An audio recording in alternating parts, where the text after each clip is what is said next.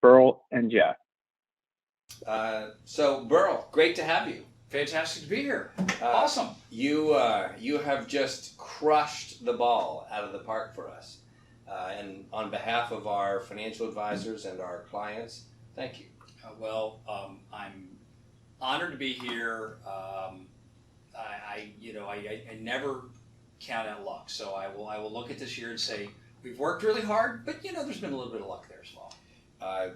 Generally, good results happen when intelligent, kind, fair-minded professionals come across opportunity and luck. That's a nice combination. Right. And luck is just the intersection of opportunity and preparedness. That's exactly right. I was a Boy Scout. Better said.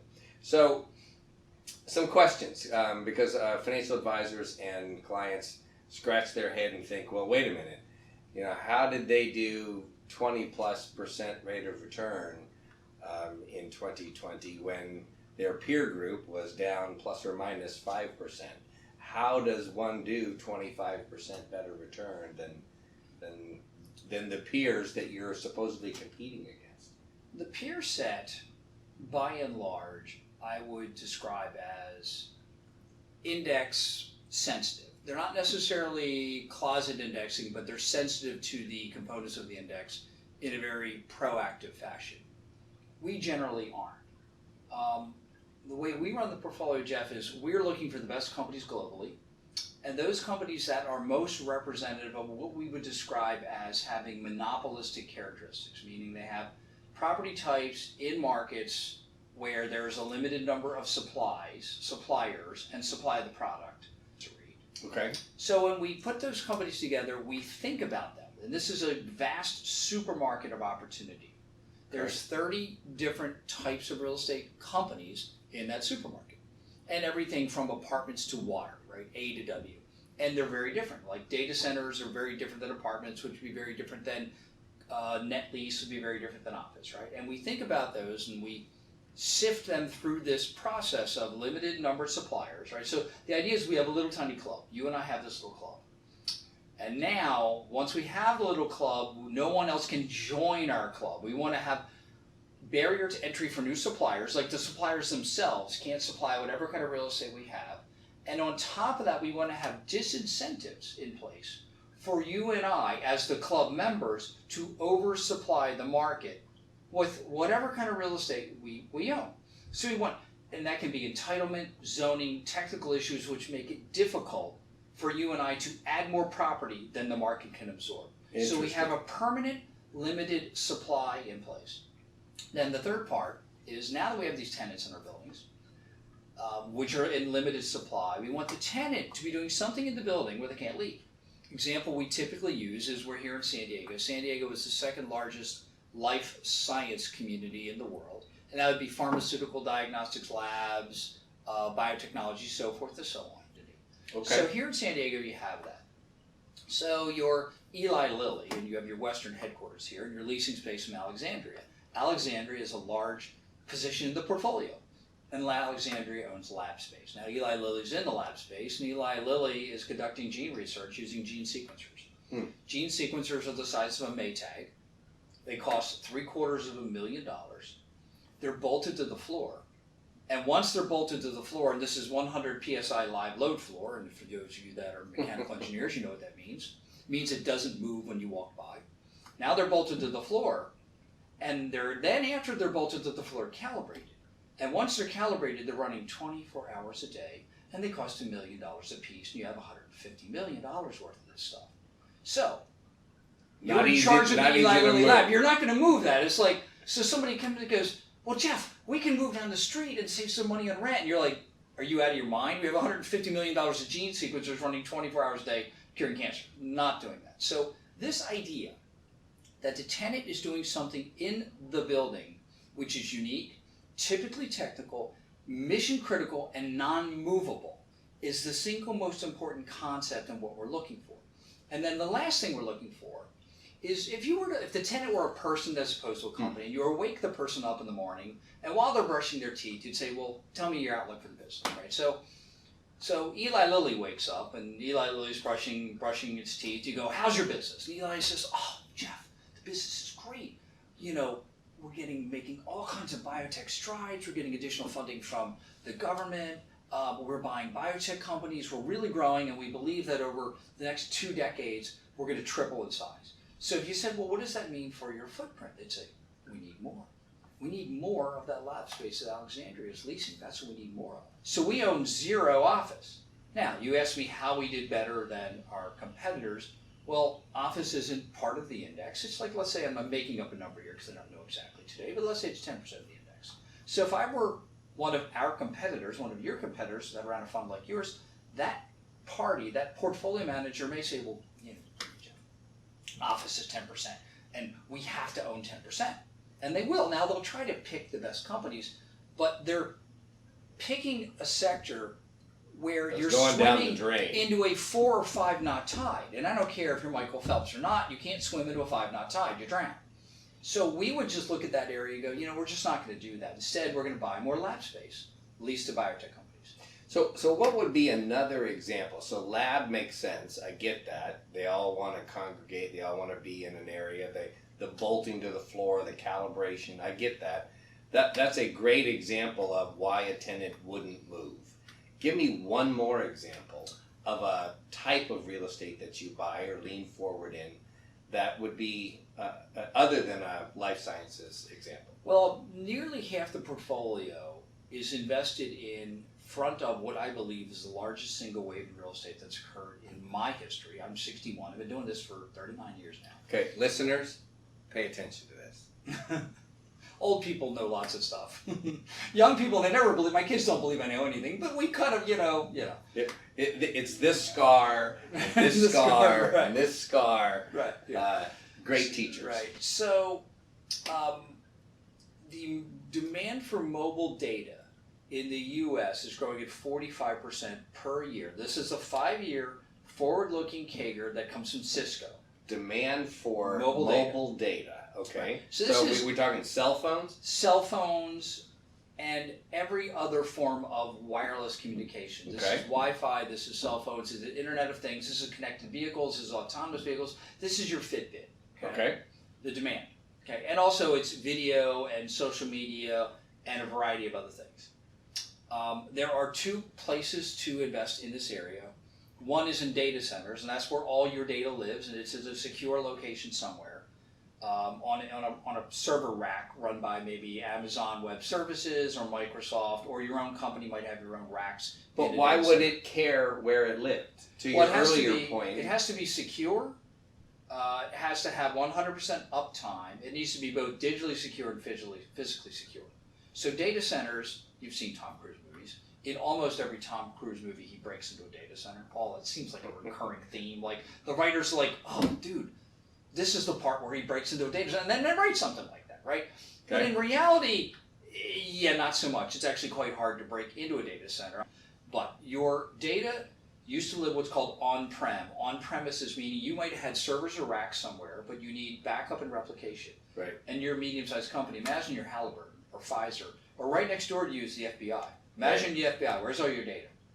It needs to be locked down, secure. It needs to be also accessible to every FBI agent and FBI professional all the time, everywhere, on every device, in a secure fashion. So that's the data center business, and we have about 1/4 of the portfolio invested in data centers.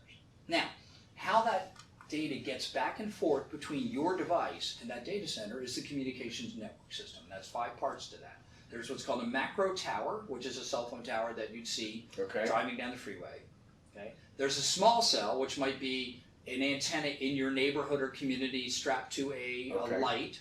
All right. There are what are called distributed antenna systems, which are antenna systems built into large either campus networks or possibly universities, hospitals, things like that. That tends to be interior.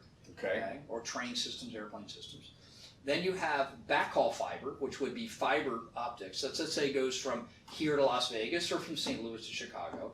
And then you have what's called metro fiber, which is the circulatory system in your hand. So this is, backhaul fiber is your femoral artery, and the circulatory system, network fiber, is the little blood vessels in your foot, right? Right? Okay.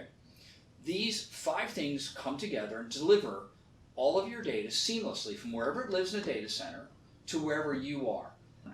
Okay.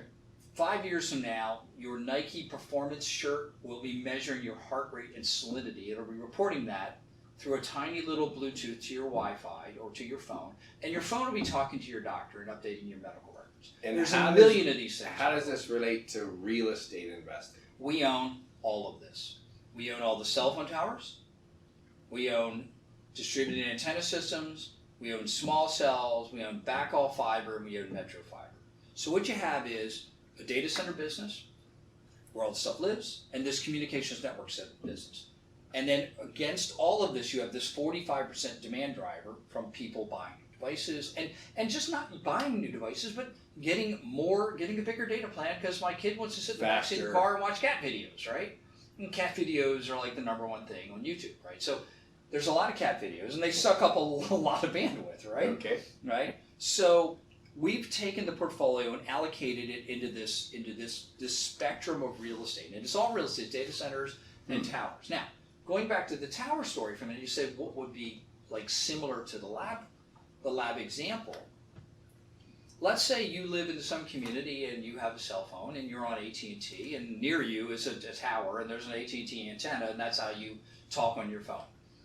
If AT&T doesn't renew the lease with American Tower, which is the stock we own, your phone doesn't work. They're not leaving. It's the same story as the gene sequencer. They cannot physically leave. You just can't go. Secondly, moving communications network systems is impossible.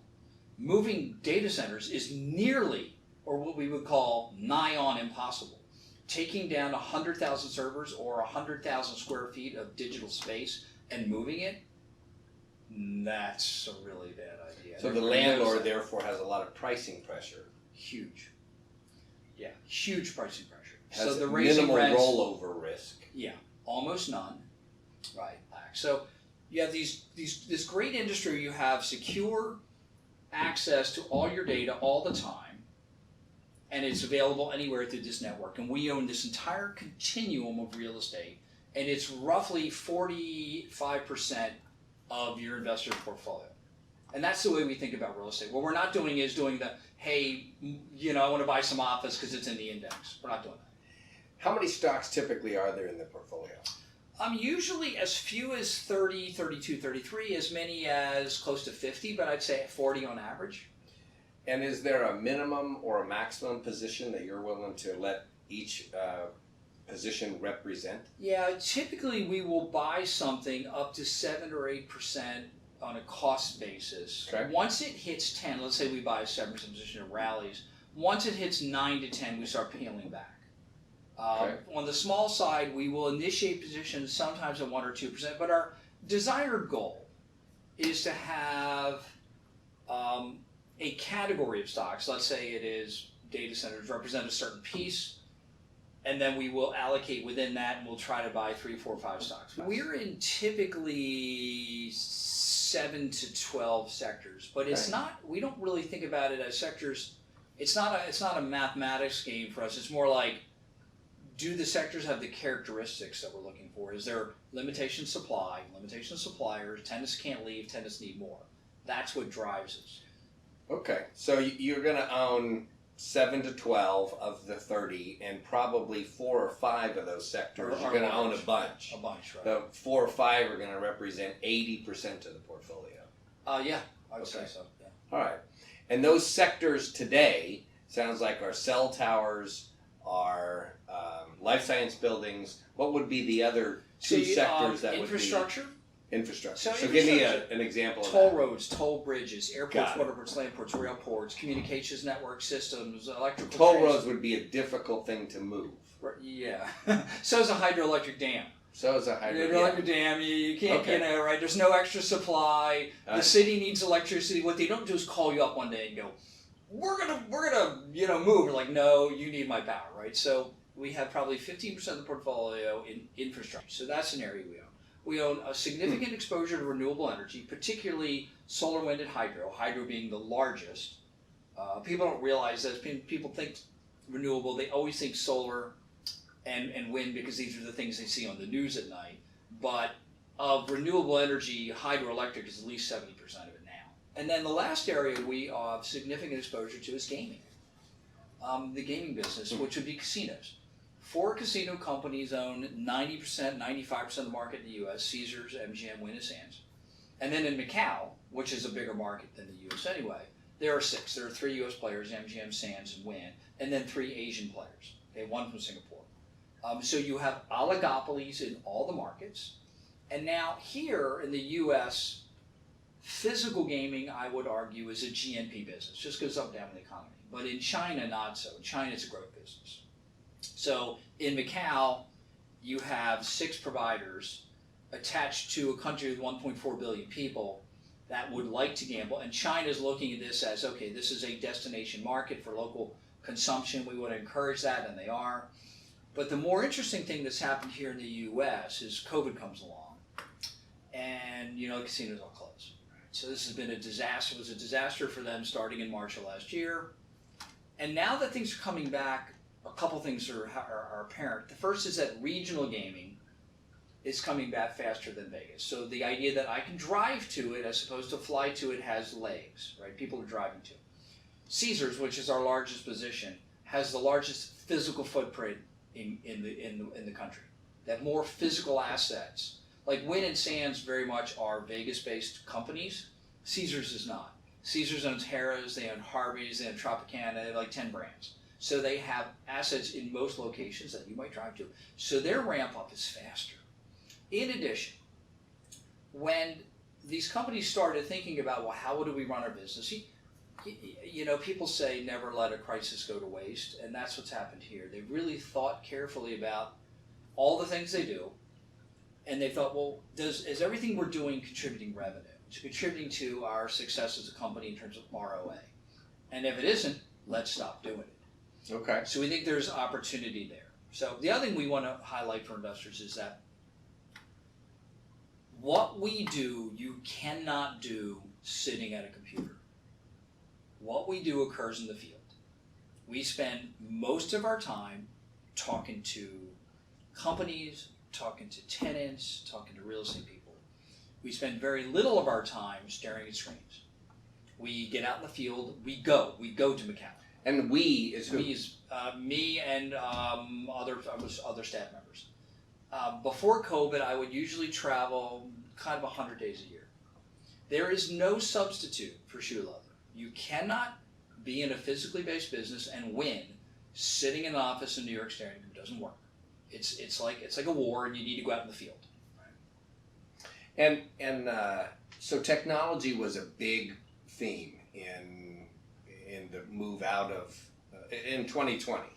Those were the big winners. Growth stocks, the more technology, the better. Those have kicked the snot out of value investing for many years now.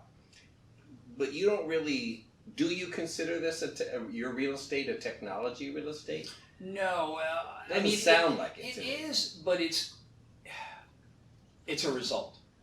If you look at outcome versus process, the process is identify, underwrite, and own monopolies. Yeah. That's the process. Yeah, it has really nothing. Technology is a byproduct. Yeah, we don't own data centers because they're cool. We own them because they're oligopolistic. Now, it turns out they are fun to visit, but the start was we're looking for a relationship between the landlord and the tenant in which the tenant is constantly frustrated. The tenant needs their space, can't get it. The landlord is always raising rent. The tenant always feels like in whatever negotiation, they're a price taker, right? Versus, let's say you were in the office business, so you're Morgan Stanley and you're leasing office space. You're not a price taker. You're a price maker. You're telling the landlord, oh, I don't want to pay you $36 in rent. I want to pay you $31. Yeah. Yeah. And then the landlord goes, you have to do that because there's too much space. So if we can identify, isolate, and invest in imbalances which are structural in nature, that's the other part of this. We're not investing for the week or the quarter or the year. We're investing for a decade. So everything we do is structural and secular in nature. None of it is cyclical, and none of it is temporal or regionally located. Like I wouldn't say to you, well, Jeff, we think apartments in Denver are cheaper than apartments in Chicago, and therefore, because that is temporary. It's today. Right. We never start a sentence with the word today or right now. It's always like, let's talk about the next decade. So we're going to own these stocks typically a long time. Long time. So the average hold period in the portfolio, these 35, 45 names that we're going to own? Probably 5 years or more. Okay. So real estate oftentimes trades on cap rates. Mm-hmm. So the cap rates that the portfolio that we own, when these people go in to underwrite, the cap rates, the cash flow that they're getting out based upon an all cash ownership is typically what? And how much leverage do they typically use? Well, I'll answer the second question first because it's a simpler number. So private real estate, if you and I were in the private real estate business, let's say we owned this building, usually runs between 40 and about 70% levered, and 60 tends to be the sort of the normal set one. Okay, reasonable. Public real estate, REITs, usually run about 40. Okay. Our Leverage, portfolio- 40% leverage. Our portfolio runs at 20. We Okay. have one half the debt of your typical REIT. So very, very low leverage. Now, and the reason is because you don't need leverage. So we talk about cap rates. So again, let's say we went to buy some apartments here in San Diego somewhere, and maybe a cap rate on an apartment complex might be a 5.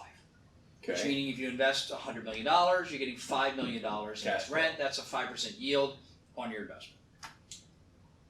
When you have a monopoly, all kinds of interesting wrinkles occur in pricing. So Equinix, which is a company we own the portfolio, Equinix is a global developer of data centers. When Equinix is finished building and leasing a data center, the return is just shy of a 30. When you start at a 30, what you don't need is a lot of leverage. You don't need gearing to take ROA and turn it into ROE. Okay. One final question. U.S. versus non-U.S. So what do we look like now, and how's that likely to change over the course of the next year or two?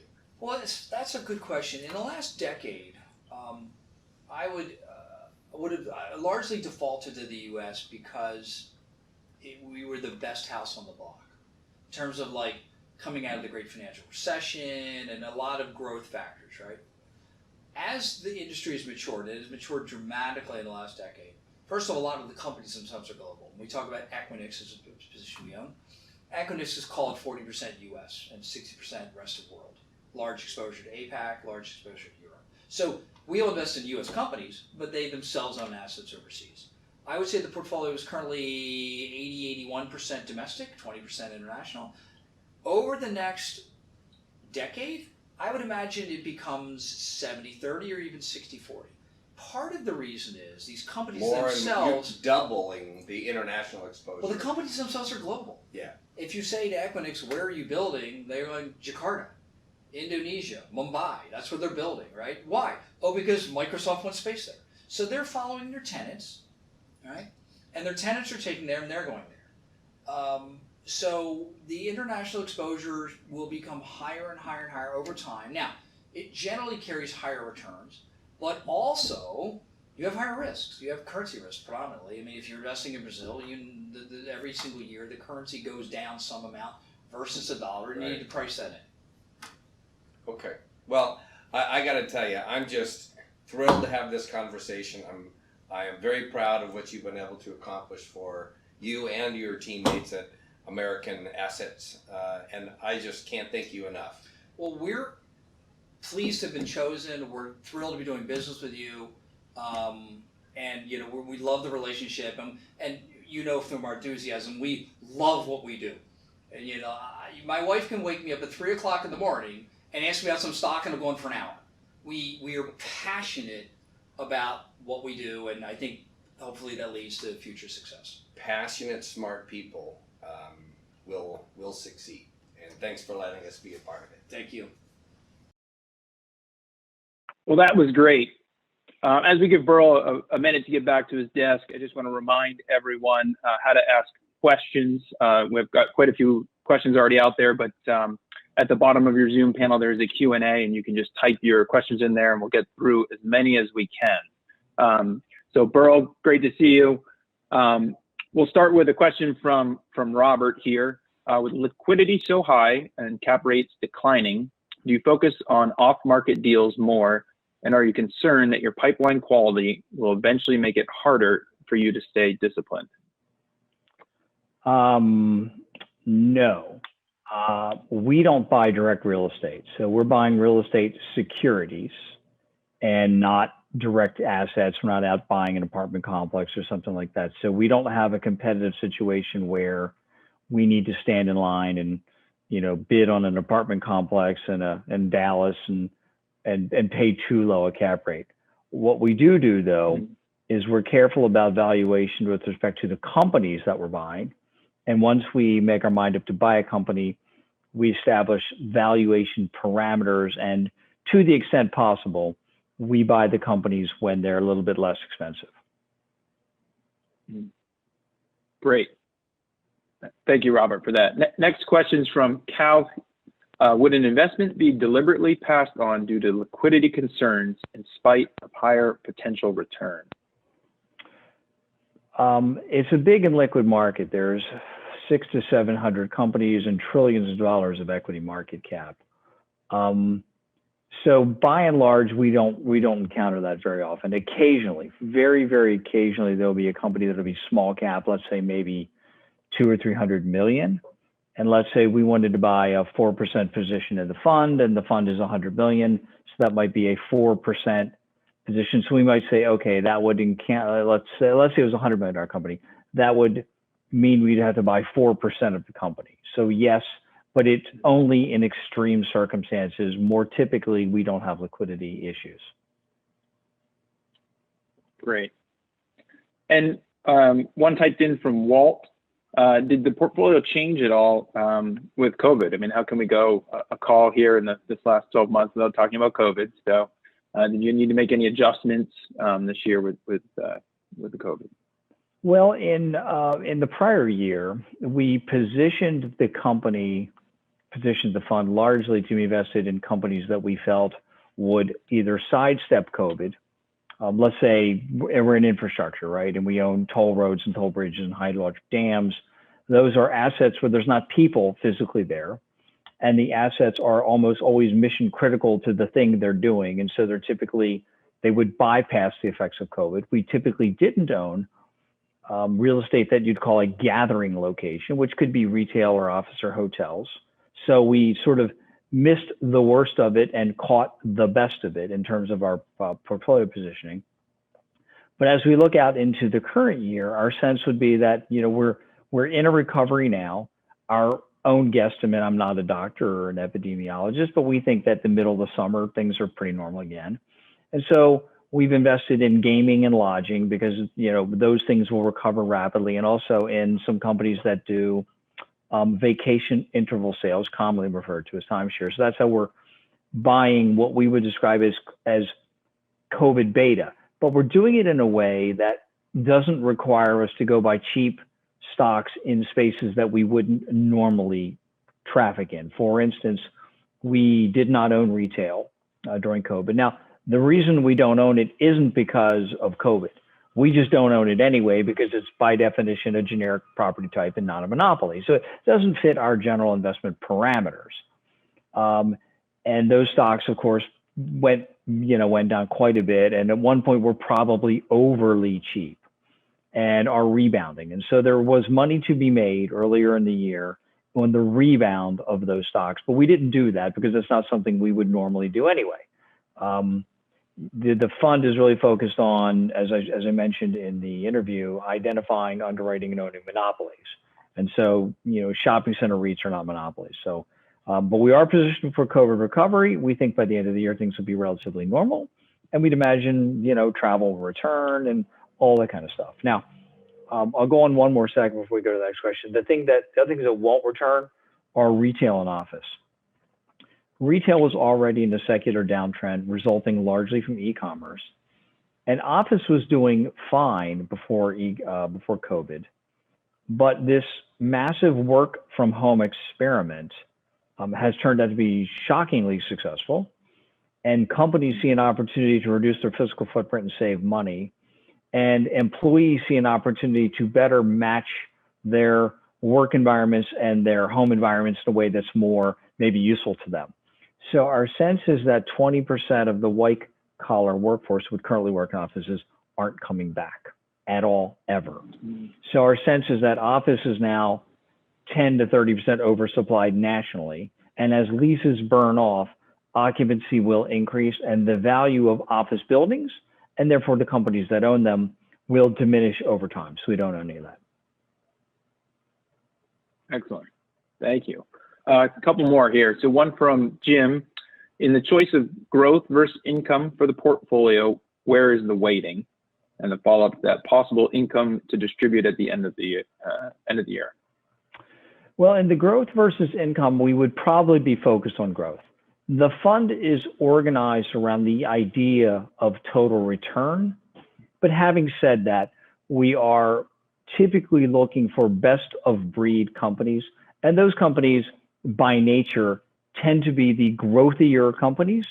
Companies which tend to produce a higher level of income are more frequently generic in their asset type and have a lower qualitative standards that we would not necessarily pursue. So if it's growth or income are the two choices, I'd say the fund is more focused on growth. As for the distribution at the end of the year, we are the sub-advisor. That would be a question best handled by Dunham and their fund accounting. Perfect. And we can follow up, Jim, with you on that, certainly. One other question typed in here. Love your approach to real estate investing. And quite frankly, I haven't really heard of these types of real estate investments before. You know, it makes so much sense when I listen to you explain it. But I do have to ask then, why isn't everyone else doing this? You know, that is a very perceptive question. The answer is incredibly complicated and nuance laden. It would take me an hour to go through it, but the sort of 30-second version is most large fund organizations that have trillions of dollars and perhaps dozens, if not, you know, hundreds of mutual funds. They consider themselves to be sort of index aware. So the portfolio managers in charge of whatever little fund you're running tend to focus on constructing the fund in a way that reflects the constituent stocks in the index, and we don't do that. So the reason they don't largely is because we are off index, which is also called being active share. So we're typically 60 to 70% active share. So when you think about ownership of the fund and paying fees to own the fund, we're actually doing something for those fees. In a lot of funds, even managed funds, not ETFs, but a fund that you'd pay an active management fee on, the manager is simply mimicking the index.